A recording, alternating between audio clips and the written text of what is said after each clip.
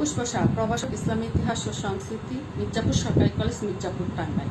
তোমরা নিশ্চয়ই সবাই খুব ভালো আছো। আজকে তোমাদের সাথে আমি আলোচনা করব ইসলামী ইতিহাসের একাদশ শ্রেণী প্রথম পত্র দ্বিতীয় অধ্যায় হযরত মুহাম্মদ সাল্লাল্লাহু আলাইহি ওয়াসাল্লামের 570 থেকে 632 খ্রিস্টাব্দ পর্যন্ত। আজকের আলোচ্য বিষয় হযরত মুহাম্মদ সাল্লাল্লাহু আলাইহি ওয়াসাল্লামের বাল্য জীবন, মক্কা জীবন, নবুয়ত প্রাপ্ত, মদিনায় হিজরত, কারণ, ঘটনা ও ফলাফল। ইসলাম মানব জাতির জন্য একটি পূর্ণাঙ্গ জীবন বিধান ও সর্বশেষ ধর্ম হিসেবে প্রতিষ্ঠিত হলেও প্রাক ইসলামী আরব সমাজে কোনো প্রত্যাদিষ্ট বাণী না থাকায় পুরো আরব সমাজ ছিল কুসংস্কারাচ্ছন্ন।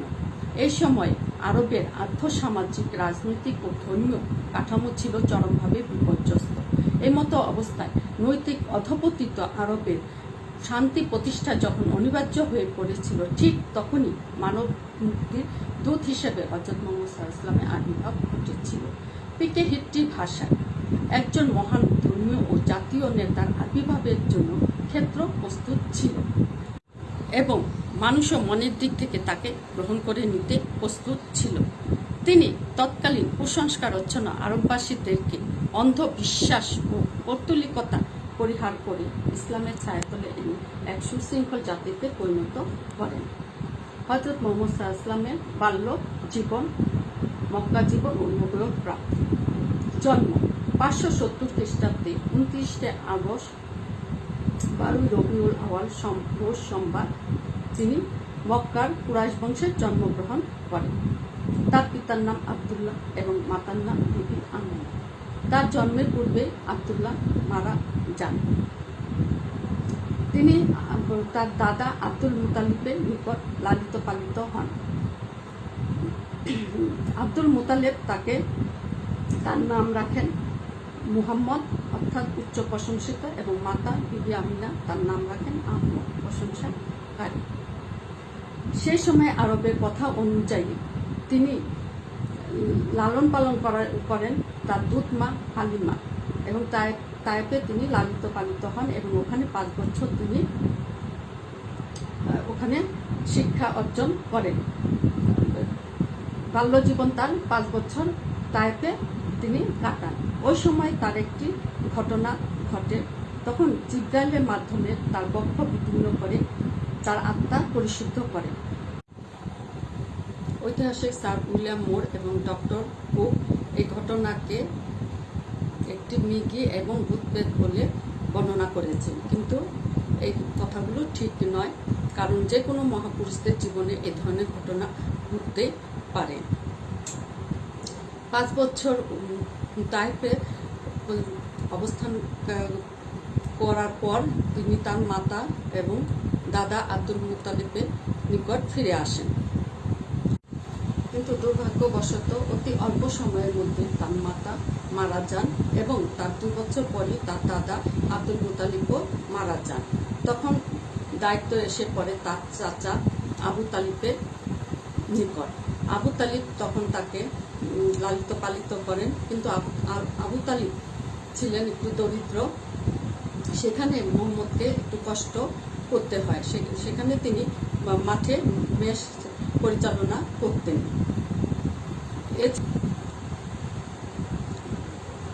মেষ চালনা করতেন। এরপরেও তিনি এর ফাঁকে ফাঁকে বর্ষা চালানো, অশ্ব চালানো এবং তরবারি চালানো শিক্ষা অর্জন করেন। 582 খ্রিস্টাব্দে আবু তালিবের সঙ্গে মুহাম্মদ সিরিয়া ব্যবসা বাণিজ্য উপলক্ষে যান। সেখানে একজন সাধু, খ্রিস্টান সাধু ব্যক্তি, নাম তার বাহিরা, তাকে দেখে প্রতিশ্রুতি নবী হিসাবে চিহ্নিত করে। মুহাম্মদ বাল্যকাল হতে সত্যবাদী, নর্ম, ভদ্র এবং অমায়িক চরিত্রের লোক ছিলেন। এর জন্য সকলে তাকে ভালোবাসতেন এবং শ্রদ্ধা করতেন। তার অপরিসীম কর্তব্যনিষ্ঠা, বিশ্বস্ততা, আত্মবিশ্বাস, উদারতা প্রভৃতি মানবিক গুণাবলীর জন্য তাকে আলামী বা বিশ্বাসী বলে ডাকতেন। হিলফুল ফুজর প্রতিষ্ঠা 585 থেকে 599 খ্রিস্টাব্দ পর্যন্ত প্রায় 5 বছর আরবে একটি যুদ্ধ সংগঠিত হয়। সে যুদ্ধের নাম করা হয়েছে অন্যায় সম্মত, অর্থাৎ হরব আল ফুরজা, অর্থাৎ জিলকদ মাসে, এই পবিত্র মাসে। সেই সময়ে আরবের প্রথা অনুযায়ী যুদ্ধ নিষিদ্ধ ছিল, কিন্তু ওই সময় যুদ্ধটা হয়েছিল বলে এই যুদ্ধে নামকরণ করা হয় হরব আল ফুরজা। ওই যুদ্ধে মোহাম্মদ নিজেও অংশগ্রহণ করেছিলেন এবং অংশগ্রহণ করে তিনি উপলব্ধি করেছিলেন যে যারা দুস্থ, অসহায়, এতিম, তাদের উপর সবলদের অত্যাচার ছিল অত্যাধিক। এর জন্য তিনি কিছু যুবকদের নিয়ে একটি সংঘ স্থাপন করেন, শান্তি সংঘ স্থাপন করেন। সেই শান্তি সংঘের কিছু উদ্দেশ্য ছিল। উদ্দেশ্যগুলো হচ্ছে দেশে শান্তি, শৃঙ্খলা ও নিরাপত্তা প্রতিষ্ঠা করা, 2 দুর্বল, এতিম, নিঃস্ব ও অসহায়দের সাহায্য করা, 3 অত্যাচারীকে প্রাণপণে বাধা দেওয়া এবং উৎপীড়িতকে সাহায্য করা, বিভিন্ন গোত্রের মধ্যে সম্প্রীতি ও সদ্ভাব প্রতিষ্ঠা করা এবং বিদেশিদের জান মাল সম্ভ্রম রক্ষা করা। ইহাই বিশ্বের ইতিহাসে প্রথম মানব সেবা সংঘ। সাম্য, ভ্রাতৃত্ব, স্বাধীনতা, পথ প্রদর্শক ও হযরত মুহাম্মদ সাল্লাল্লাহু আলাইহি ওয়াসাল্লামের জীবনে গণতান্ত্রিক পরিবেশের সৃষ্টির পক্ষে ইহাই একটি বলিষ্ঠ পদক্ষেপ। বস্তুতপক্ষে এই কমিটির মাধ্যমে মুহাম্মদ সাল্লাল্লাহু আলাইহি ওয়াসাল্লাম নবুয়তের পূর্বে শান্তির অগ্রদূত হিসেবে আত্মপ্রকাশ করেন। বিবি খাদিজার সঙ্গে বিবাহ। তার সততা এবং সত্যনিষ্ঠা যখন আরবের সব জায়গায় ছড়িয়ে পড়ে, তখন মক্কায় অবস্থানকারী বিবি খাদিজা নামে একজন ধনাঢ্য মহিলা তাকে তার ব্যবসা বাণিজ্য কাজে নিয়োগ দেন। বিবি খাদিজাও একদিকে রূপে, গুণে, বংশ গৌরবের আভিজাত্যের জন্য মক্কাবাসী তাকে খাদিজাতুত তাহিরা ও নিষ্কলঙ্ক খাদিজা বলে ডাকতেন। খাদিজার বয়স যখন 40, মুহাম্মদের বয়স তখন 25, তখন তাদের বিবি খাদিজার বিবাহর প্রস্তাব দেন। তখন আবু তালিব, চাচা আবু তালিবের সম্মতিক্রমে মুহাম্মদের সঙ্গে বিবি খাদিজার বিবাহ হয়। বিবাহ হওয়ার পর তিনি দরিদ্রতার হাত থেকে রক্ষা পেয়ে সত্যের সন্ধানে মনোনিবেশ করার জন্য মনোনিবেশ করতে পারেন। যাই হোক, এখানে হযরত মুহাম্মদ সাল্লাল্লাহু আলাইহি ওয়াসাল্লামের এবং বিবি খাদিজার গর্ভে 3 পুত্র এবং 4 কন্যা জন্ম হয়। পুত্র 3 জন শৈশবে মারা যান। কন্যারা ভবিষ্যতে জীবিত থেকে মুহাম্মদের কার্যকলাপ অবলোকন করার সুযোগ পান। হজরে আসওয়াদ স্থাপন। বিবাহর পরে নবুয়তের পূর্বে 605 খ্রিস্টাব্দে কাবা শরীফকে এক বিস্ময়কর ঘটনা ঘটে।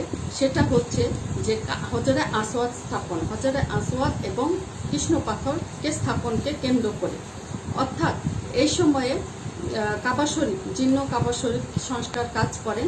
এই সংস্কার কাজ করার পর এই হজরে আসওয়াদটা নির্দিষ্ট স্থানে স্থাপন করবে নিয়ে বিভিন্ন নেতাদের মধ্যে তর্ক বিতর্ক হয় এবং তর্ক বিতর্ক এক পর্যায়ে এমন পর্যায়ে দাঁড়ায় তাদের যুদ্ধে প্রস্তুতি নেওয়া শুরু করে। এই সময় একজন বয়স্ক ব্যক্তি এসে বললেন যে পরদিন প্রত্যুষে, অর্থাৎ সকালে যে সবার আগে আসবে তার উপর এর মীমাংসার দায়িত্ব পড়বে। যাই হোক, পরের দিন সকালে সবার আগে সকলে আসলেন এবং এসে দেখলেন যে সবার আগে আলামিন উপস্থিত হয়েছেন। তখন আলামিনকে দেখে সবাই খুশি হলেন এবং আলামিনের উপর এর দায়িত্ব পড়ল। যাই হোক, আলামিন নিজের চাদর বিছিয়ে দিলেন এবং বিছিয়ে দিয়ে এবং সবাইকে বললেন এই কৃষ্ণ পাথরটি এই চাদরের উপর রাখতে, এবং চাদরের উপর রাখলেন, রেখে এবং সবাইকে চাদরে কন্যা ধরতে বললেন। ধরে নির্দিষ্ট জায়গায় হজরে আসওয়াদ স্থাপন করলেন। এইভাবে তিনি বুদ্ধিমত্তা এবং প্রত্যুৎপন্নমত্তা দেখিয়ে এক রক্তক্ষয়ী যুদ্ধ থেকে সবাইকে রক্ষা করলেন। নবুয়ত লাভ। হযরত মুহাম্মদ সাল্লাল্লাহু আলাইহি ওয়াসাল্লাম এরপরে হেরা পাহাড়ের নিচে তিনি ধ্যানমগ্ন অবস্থায় থাকতেন। ওখানে তিনি 610 খ্রিস্টাব্দে 27শে রমজান, তখন তার বয়স 40 বছর, জিব্রাইলের মাধ্যমে ঐশীবাণী আসে। তখন হযরত মুহাম্মদ সাল্লাল্লাহু আলাইহি ওয়াসাল্লাম অর্থাৎ তার মৃত্যুর পূর্ব পর্যন্ত একের পর এক তার নিকট ঐশীবাণী আসে। এই ঐশীবাণী ছিল কুরআন। অর্থাৎ এই সময়ে পাতায় লিখে রাখতেন এবং পাথরে লিখে রাখতেন, কেউ কেউ মুখস্থ করে রাখতেন। পরবর্তী সময়ে হযরত উসমান এটা পুস্তকাকারে লিপিবদ্ধ করেন। এই কুরআন পরবর্তী সময়ে এই বাণীগুলাই কুরআন হিসাবে পুস্তকাকারে প্রতিষ্ঠিত হয়।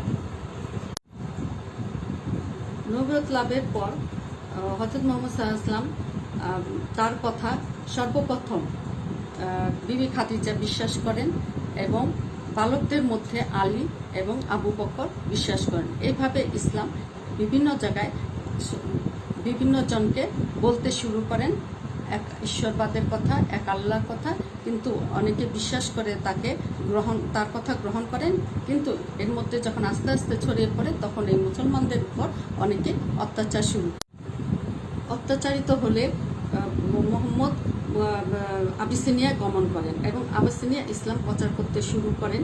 এই সময়ে হঠাৎ 619 খ্রিস্টাব্দে বিবি খাদিজা মারা যান এবং তার কিছুদিন পরে তার চাচা আবু তালিবও মারা যান। আপনজনের মৃত্যুতে তিনি শোকাহত হয়ে পড়েন। তারপরে তিনি সত্যের সন্ধানের জন্য প্রস্তুত থাকেন। এরপরে তিনি তায়েফে গমন করেন, তায়েফে ইসলাম প্রচার করতে থাকেন। সেখানে তিনি সাংঘাতিকভাবে নির্যাতিত হন। নির্যাতিত হওয়ার পর তিনি আবার মক্কায় ফিরে আসেন। এই সময় একটি ঘটনা ঘটে, সেটা হচ্ছে মেরাজ গমন। মেরাজ শব্দের অর্থ ঊর্ধ্বগমন, অর্থাৎ আল্লাহ নির্দেশে আল্লাহ দিদার লাভের জন্য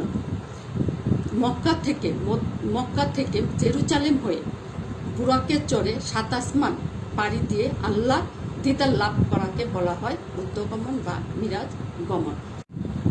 এই দিনটি ছিল 620 খ্রিস্টাব্দের রজব মাসে 26 তারিখ সোমবার। এই সময়ে 5 ওয়াক্ত নামাজ পড়ার নির্দেশ নিয়ে আসেন এবং তা পালন করা প্রত্যেক মুসলমানের জন্য ফরজ। আকাবার প্রথম শপথ।